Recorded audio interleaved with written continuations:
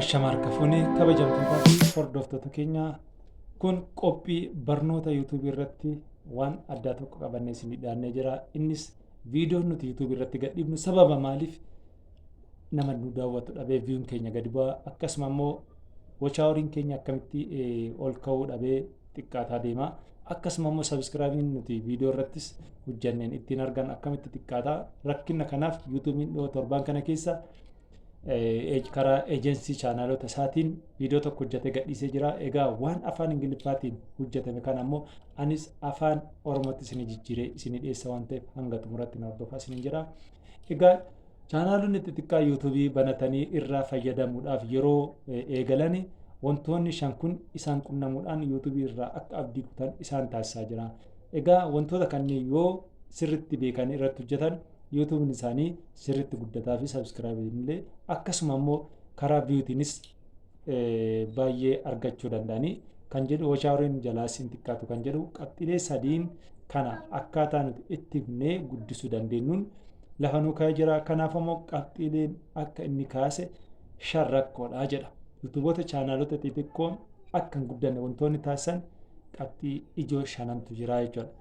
Egaa inni jalqabaa yuutuubii irratti viidiyoon chaanaalota yeroo gadhiisan introo gaarii hojjechuu dhiisu.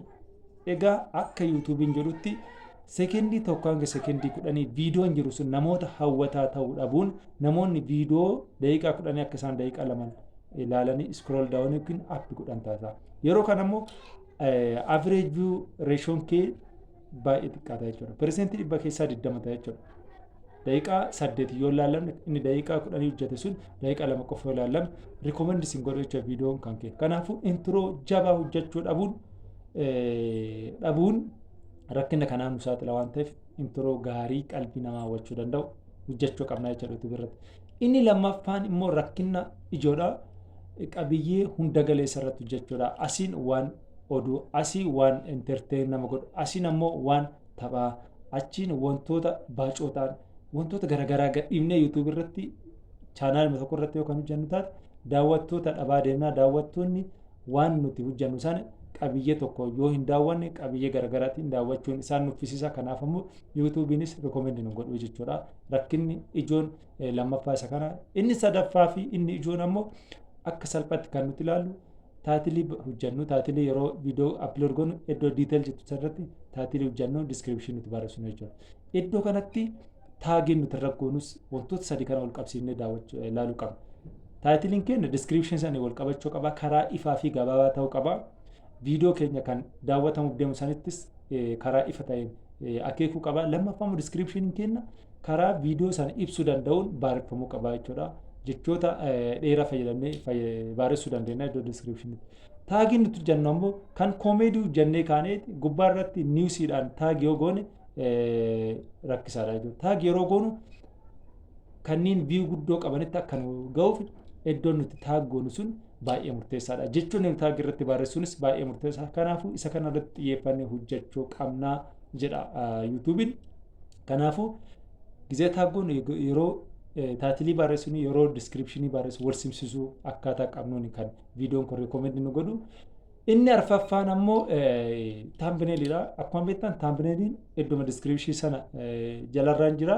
Yeroo kana ammoo namoonni taambineelii gadhiisan karaa viidiyoo internaalii feesii sana yookiin internaalii isaa yookiin diiteelii isaan ibsineen taambineelii mataan irratti gadhiisuudha. Rakkoon kun anas na mudateera. Anis taambineelii hojjedhu yeroo baay'ee xiyyeeffannoo kennu gubbaarraan bareechisaa garuu qabiyyee isaanii wal gitamoo waliin gitu wal simoo waliin simu sirriitti xiyyeeffadhu. Inni kun akka rakkoo ijootti kaafamaa jechuudha. Inni arfaffaa fi inni shanaffaa fi inni dhumaa. Egaa inni arfaffaan taambineelidha. Viidiyoon nuti hojjennu yeroo baay'ee rikoomendii kan ta'u iddoo beeksisaaf illee kan nuti argachuu dandeenyu viidiyoo daqiiqaa 8 yookiin 10 olii waan jedhamu jira. Egaa isaa gadis hojjechuu hin dandeenya garuu beeksisa irratti hojjechuu hin dandeenyu. Beeksisa akkamitti irratti hojjechuu hin dandeenyu isiniin jedhe fakkeenyaaf yeroo iddoo doolaarri jirtu mallattoo doolaara san irratti iddoo ripileesimentii santu jira. Iddoo ripileesimentii san yoo tuqne ammoo iddoo aad bireekii santu jira. Anis dhiyoo kana sirriitti adda baase inni kun viidiyoon keenya akka daawwatamu bu'aa qaba jechuudha. Kanaafuu beeksisa achirratti gadhiifna. Beeksisa daqiiqaa 10 irra beesaa 5 jaamurree gadhiisuu dandeenya. Iddoo kanattis xiyyeeffannaan akka hojjennu nu gargaara.